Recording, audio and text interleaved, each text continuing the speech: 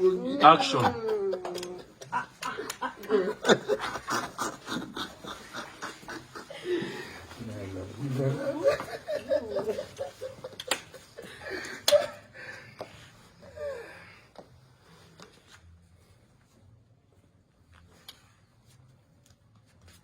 What is this? What is the meaning of this? What is the meaning of what? Sire. What is the meaning of what? Or you think you can fool us?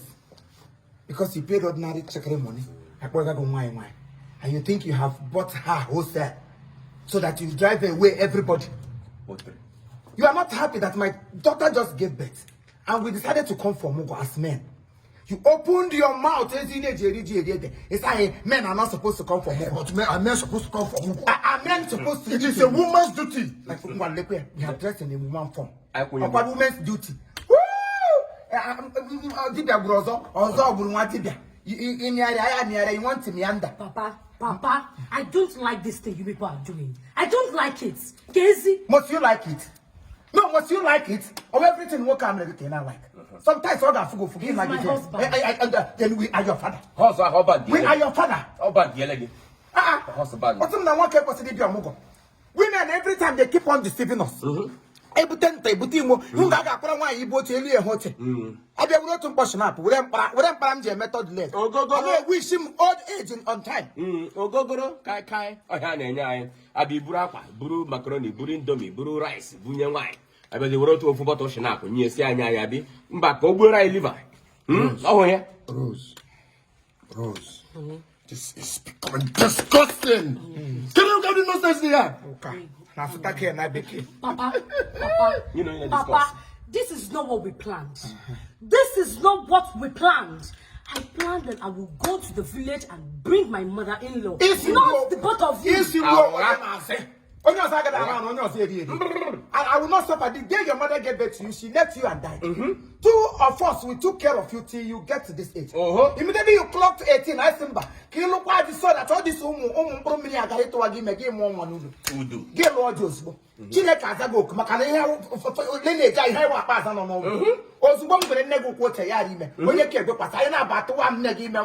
the same time.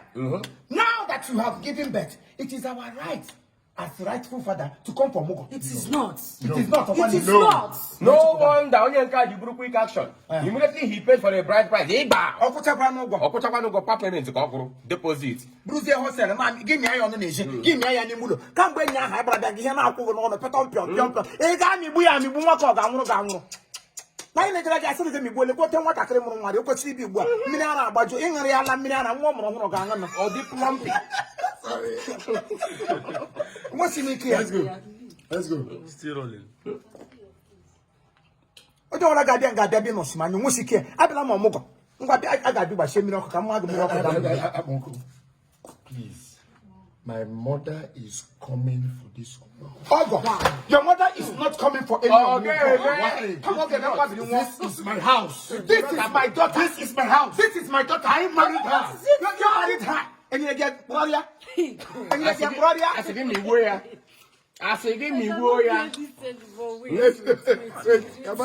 don't see the way you commanding me. You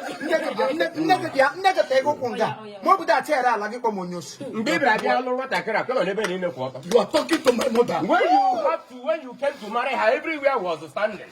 You tell me, this is a flat slippers in there. Nobody can put a can of mommy, it's usually she window. Now, here, I will put to mommy. You put the LA, my God. Better never fruit on fair. On any I'm not going to Kent. The Konya woman and Gangaman Tapodonyara do 3 way opportunity. So then what next to Ganga? What would he be? What my other DB? But I may show you with a cancer transfer there down below. My mother. You also your mother. I'm Gaha. Mother Maga Hayari Begote. Do you know what I brought for you? 50 kg. Papa, don't talk to my husband. Don't Talk to my husband. I'm not taking it from you. You should come and be going. Go and be going back to the village. I will not be there. So you did explain to your husband. Like the elephantitis emoji. You got it? Back where you were. I'm on you. I just manage it. Ide kwaza azi kwere na emetokwa ka eru ogo eru ohe wo ige gburu aye ka Bible nga ono ma gbabede ma wo mmiri eru aho bede mmiri That's my. So people that marry come out here, put chaff. Utocha ya na changario kalampu ndoshi. Pipre. Ebe. Ime to kwa nuwe. Ngwalele ni anu mpi ajala. Ani ono to ya. Well, Ya bona kabiri wiri.